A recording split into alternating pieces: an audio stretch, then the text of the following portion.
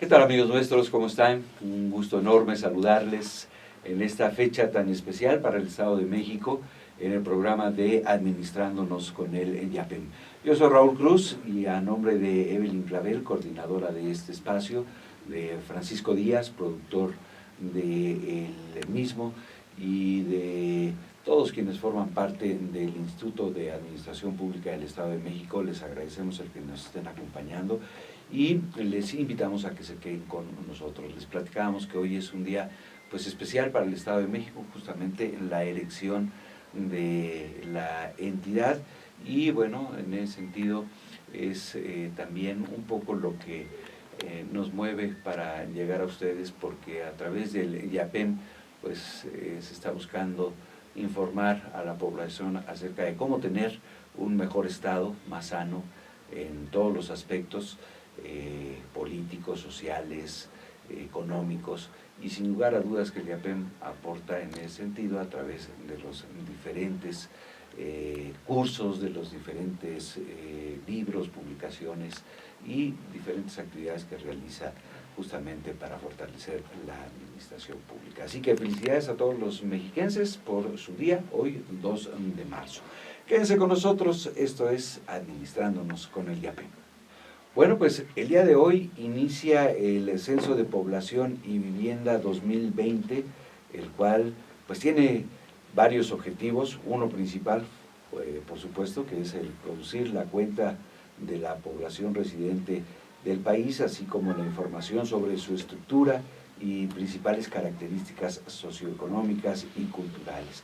Bueno, pues hoy vamos a estar platicando acerca del inicio del Censo de Población y Vivienda 2020, de la trascendencia de pues, estas actividades que se realizan a través de esta institución, el INEGI, y bueno, hoy nos acompaña el doctor Jaime Hernández Vergara, quien nos explicará de qué manera se llevará a cabo y cómo cada ciudadano puede colaborar para los logros de esta importante actividad. Muchísimas gracias por estar con nosotros, doctor. Hola, profesor, muy buenos días, y en este 2 de marzo con tantas celebraciones, una más que se suma a este día, pues es el arranque del Censo de Población 2020. ¿Qué te parece? Así es. Pues hace algunos meses y hasta el día de hoy se ha hablado mucho del INEGI, sobre su trascendencia y su importancia. ¿Cuál es la salud por la que está pasando el INEGI actualmente, doctor? Bueno, yo creo que es una institución sana, consolidada. El hecho de ser un órgano autónomo pues nos permite ejercer la actividad técnica de proporcionar información estadística y del medio ambiente en la parte geográfica de manera muy importante. Y cuando tú platicabas precisamente de este quehacer del IAPEM, yo encontraba muchos puntos de convergencia en temas que tienen que ver con el servicio público. La información al final nos permite tomar decisiones, y estas decisiones se basan precisamente en la estadística. Hoy, con el censo de población, que en este momento quienes nos escuchan, seguramente ya alguien de quien nos escucha ya habrá tocado un representante del INEGI su puerta, y ya estarán haciéndole algunas preguntas que van a permitirnos caracterizar de manera muy importante y muy profunda a todas las personas que vivimos en los municipios, en nuestro Estado de México, que hoy está de onomástico, y además en el país. Todo se hace de manera simultánea en este día que estamos arrancando con este censo 2020. Así es. Muy importante lo que comenta, en el sentido de que pues este tipo de información que va recabando el INEGI y que se da a conocer a la población permite tomar decisiones en diferentes ámbitos, en el aspecto económico, en el aspecto de las políticas de salud, en fin. ¿Cuáles son los objetivos que persigue el INEGI a través de todas estas encuestas? ¿Y cuáles son los rubros, digamos, más trascendentales? Claro, la estadística, Raúl, es la síntesis de la realidad. Para poder tomar decisiones sobre esa realidad se requiere de la información. En ese sentido, con la información que se obtiene a través de diferentes métodos de censo, de encuesta, de registros administrativos, lo que hacemos es caracterizar a la población. Cuando te platico y platico a quienes nos escuchan de ¿Qué es caracterizar a la población? Es poder focalizar ciertos datos, cierta información de grupos, por ejemplo, de mujeres en particular, de hablantes de lengua indígena, de cómo está el estado conyugal en nuestro estado, cómo están conformadas las familias hoy en día con estos cambios de la dinámica demográfica, cuál es el nivel educativo que se tiene, a qué nos dedicamos, cuántos hijos tenemos y cuántos teníamos hace algunos años. Entonces todo esto nos va permitiendo identificar claramente las principales características de nuestra población y con esto, sin duda, como tú decías, en un tema como salud o como educación o como desarrollo social, tomar decisiones. Así es, y hay algunos que se nos olvidan, ¿no? Como por ejemplo la parte de los grupos indígenas, ¿no? Que en muchas ocasiones por esta falta de información desconocemos, ¿no? O incluso algunas comunidades que están olvidadas, digamos entre comillas, como por ejemplo la sociedad afrodescendiente mexicana, de la cual conocemos muy poco y no sabemos sus necesidades, a pesar de que estamos integrados en una misma nación, ¿no? Qué comentario que acabas de hacer, Raúl. Fíjate que en este año en particular, en este censo 2020, uno de los grupos que es objeto precisamente, como el resto de grupos vulnerables de nuestro país, es el grupo de afromexicanos, afrodescendientes. Hay preguntas específicas para este grupo, así como para los hablantes de lengua indígena y para otros grupos. Por ejemplo, vamos a tocar temas de discapacidad, por ejemplo, ¿no? Y entonces, con toda esta información, yo diría que tenemos dos resultados muy concretos. Uno, el hacer una evaluación de los programas y de las políticas públicas.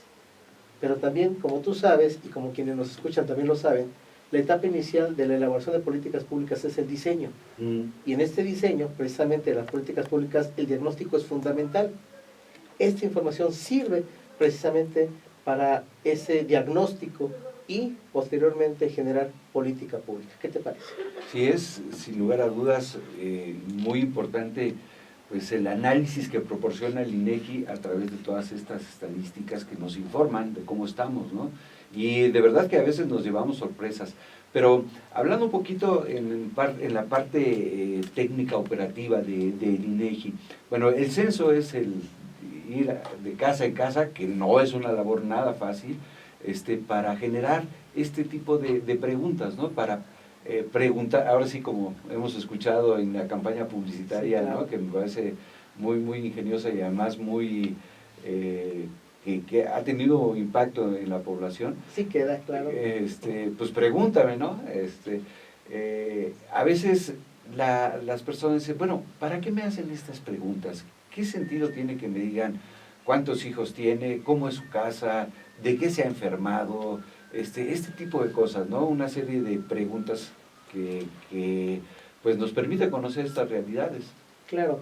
Vamos a poner dos ejemplos de esto que tú acabas de comentar. Uno, del tema de educación. ¿Te parece bien? Muy bien. Cuando en un país se determina el promedio de años cursados por la mayor parte de la población o por ciertos grupos de edad que deberían de cursar cierto nivel educativo, puedes tomar decisiones. Hay un grupo que debería de estar, por ejemplo, en la escuela, ¿sí? Y vamos a tener datos de cuántos de ese grupo asisten efectivamente a la escuela, ¿sí? Vamos a hablar, por ejemplo, de la dinámica de nuestro estado, un estado dinámico en términos demográficos. Entonces, si yo te pregunto, ¿dónde estabas hace algunos meses o algunos años? Y sé dónde estás el día de hoy residiendo, automáticamente obtenemos información de los movimientos o migración que tenemos en un estado como este. Déjame platicarte, por ejemplo, de los hablantes de lengua indígena.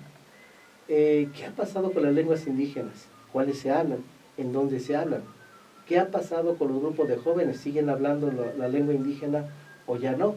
Ese tipo de preguntas sirven precisamente para poder conocer la situación actual de estos grupos y entonces, con esta información, precisamente tomar decisiones en relación a estos grupos y a los programas que tienen que ver con ellos. Claro, dice este dicho, aquel que no conoce el pasado está condenado a repetir los mismos errores, ¿no? Y yo le agregaría a desconocer el futuro, ¿no? Porque estas herramientas nos permiten conocer cómo nos estamos proyectando y cómo a través de la experiencia del pasado, cómo ir tomando el camino, ¿no? Sí, definitivamente. Afortunadamente tenemos una historia censal en este país de más de 125 años.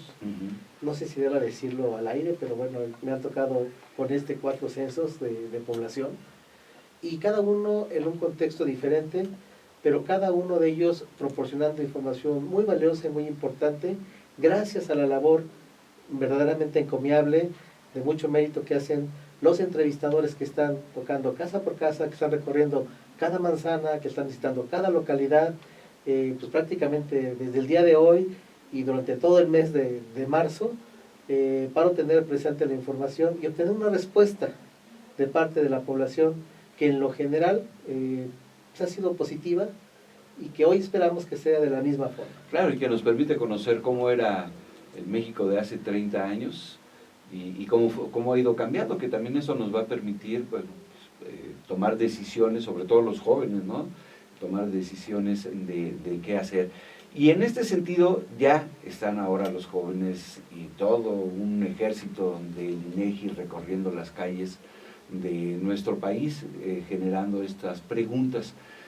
Pero bueno, en un país donde también hay que reconocerlo, vivimos en medio de la inseguridad y del temor, el INEGI toma medidas siempre y nos lo insiste cada año, pero no está de más conocer las que se han tomado para este, ¿no? Yo creo que nunca está de más, Raúl, al contrario, creo que es importante que lo señalemos, que lo compartamos con la audiencia. Yo te diría 2 cosas. Primero, como ciudadano, ¿cómo sé que la persona que está tocando mi puerta realmente es del INEGI? ¿Sí? Entonces, esa pregunta que seguramente muchos se hacen en este momento, yo te diría, si alguien toca a su puerta, por favor, antes de contestar, antes de abrir la puerta, confirme que realmente es una persona que trabaja en el INEGI. ¿Cómo hago esto? Le pido su nombre y le pido su folio. Tengo que identificar que está perfectamente uniformado. Tiene una gorra, tiene un chaleco, tiene una mochila, pero no solamente es eso. Con el folio de su credencial, yo puedo en ese momento, en mi teléfono celular, a través de internet, hacer la consulta en INEGI Censo 2020, conoce a tu entrevistador. Ahí pongo el folio. Pongo el folio y entonces automáticamente me va a aparecer, bueno, doy el estado, doy el folio, y entonces automáticamente me va a aparecer la credencial de la persona que está conmigo. Fotografía. Eso es muy importante. Ahora, no tengo internet, hablo por teléfono al 800-111-4634, hago el mismo procedimiento y entonces confirmo que la persona que está ahí efectivamente es un representante del INEGI. Y ahora sí, lo que tú decías, pregúntame. Exacto, ¿no? Sí, hay que tener cuidado, pero también en este sentido de tomar medidas de precaución, hay que abrirse, ¿no? Y tener esa disposición para atender al entrevistador del INEGI y contestar de manera pues sincera y real estas preguntas que, repito, van a permitir generar estadísticas que nos van a dar información. Y muchas veces, bueno, nosotros con ese afán de colaborar, pasamos a la casa del entrevistador, le ofrecemos un vaso de agua, etcétera. Y bueno, en ocasiones ahí hay malas interpretaciones, corremos ciertos riesgos, etcétera, y mejor las cosas claras, como dicen, ¿no? El entrevistador del INEGI que llega a la casa, ¿cuáles son sus funciones y qué es lo que tiene permitido hacer, qué no tiene que hacer y cómo debe de actuar el entrevistado con respecto al entrevistado? Excelente pregunta. Lo único que va a hacer el entrevistador es hacer una serie de preguntas de los temas que hemos platicado: situación conyugal, edad, sexo, ocupación, religión, aspectos de migración, aspectos que tienen que ver con la fecundidad, entre otros temas, ¿sí? Eso es lo que va a hacer. Va a aplicar un cuestionario y ahorita les platicamos cuál va a ser el medio para poder captar la información. No va a ser otra cosa. Esta entrevista tarda en lo general, si el cuestionario que van a aplicar es un cuestionario que denominamos básico, que es pues, para prácticamente la mayor parte de las viviendas, dura aproximadamente en promedio 12 minutos. ¿Es en papel y lápiz? Es una buena pregunta. Ahora, parte de las novedades que tenemos, de las innovaciones, es que lo van a aplicar en un dispositivo móvil. Haz de cuenta un teléfono inteligente, ahí van capturando la información. Automáticamente, después de que concluye con la entrevista, la información se encripta. Entonces ya no se puede decodificar. Se envía inmediatamente para su integración a nivel nacional. Pero además hay algo importante que también tienen que saber. No se preguntan nombres completos, Raúl. El nombre, sin apellidos. Raúl, a secas. Ya. Y así, o incluso, fíjate, puede ser persona 1, persona 2, persona 3 o persona 4, y vamos preguntando de cada una de las personas. Para que esto también, a quien nos escucha, le dé tranquilidad de que no tenemos los nombres completos de las personas, y que además la información, así como te decía, se encripta, se envía. Esto nos da a todos muchísima seguridad y mucha confianza en cómo se va a manejar mis datos. Claro, porque seguramente habrá quien diga, oye, es que te estoy dando datos incluso de mi economía, ¿no? De cómo manejo mi salario, mi presupuesto, ¿no? Ahí en el tema de cuestiones de ocupación es una información muy general. Pero bueno, hay otros datos, manera, sí, ¿no? Cualquier datos que son importantes. Claro. Ahora, lo que entiendo entonces es que el entrevistador lleva su telefonito, su dispositivo, y allí va recabando la información. Habrá quien diga, oye, ¿y si se lo roban? ¿O si se lo pierde? ¿Y cómo sé que él no va a utilizarlo mal? Pensemos en cualquiera de las dos cosas, que se lo robe o lo pierda. En ambos casos va a pasar de que el teléfono no le va a servir ni a quien se lo robó, ni a nadie más. Porque está encriptado. Así es, efectivamente. Y además, los teléfonos son localizables. Bueno, entonces no se arriesguen tampoco, ¿no? Porque habrá quien piense que ya la hizo y de pronto le pueden llegar. No le va a servir. No, y bueno, qué bueno, ¿no? Que además a los que se lleven este tipo de dispositivos, pues si son localizables, pues los localicen, ¿no? Muy bien. ¿Cuáles son los principales retos que enfrenta un entrevistador y cuáles serían las recomendaciones que le harías a la población en general para que esta entrevista que se va a hacer pues sea de lo más cordial, de lo más afectiva y que sea de mucha utilidad para estas estadísticas? Yo creo que los puntos claves serían, uno de ellos, primero, cuando llegue una persona a tocar a tu puerta, por favor, confirma que sea un entrevistador del INEGI. Ya platicamos hace ratito las formas de poderlo hacer. 2, atiende al entrevistador. Dedícale, por favor, algunos minutos. Son 12 minutos en un cuestionario básico, o 22 si es que te toca un cuestionario ampliado que es para algunas viviendas en una muestra, en una manzana, por ejemplo. Atiéndelo, contesta con la verdad, sabiendo que la información que proporciones hoy será la que oriente los programas del mañana. Entonces, por eso es muy importante que se refleje. ¿Qué pasa cuando de alguna manera no doy información, pues, por ejemplo, de hablantes de lengua indígena?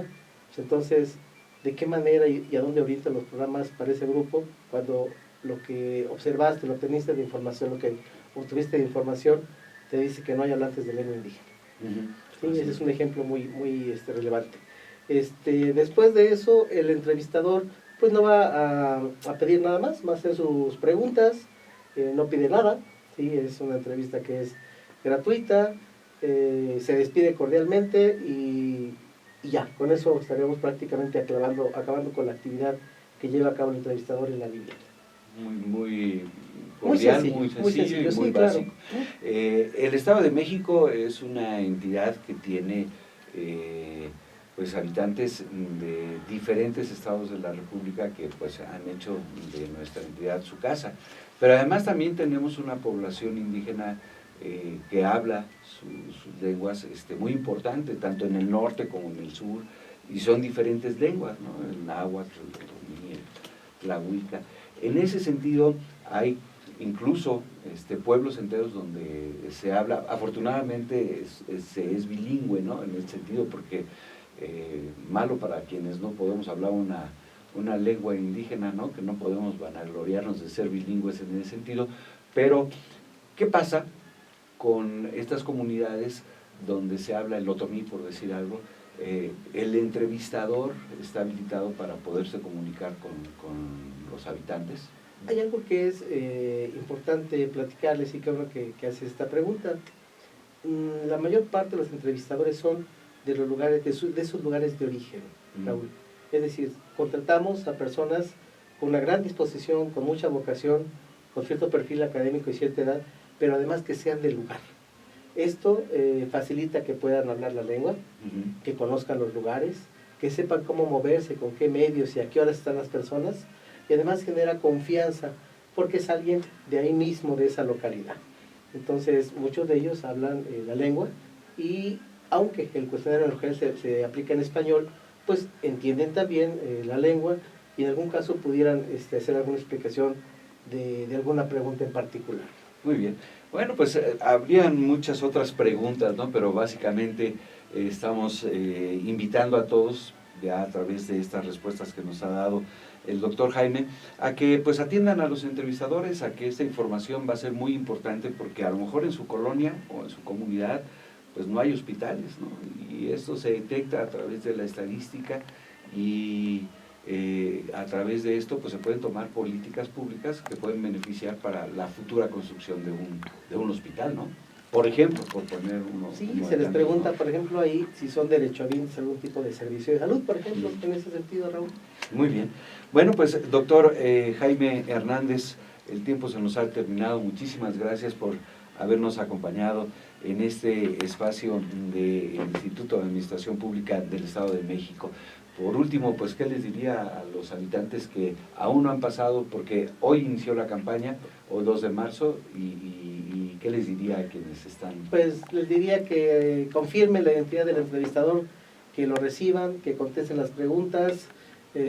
Si alguien está en su voluntad, regalarse un vaso con agua porque el día ha sido un día muy caluroso, será bien agradecido. No les va a quitar mucho tiempo, va a ser muy rápido, y al final las preguntas después se traducen precisamente en acciones, en información que permite tomar decisiones para los diferentes órdenes y poderes del Estado.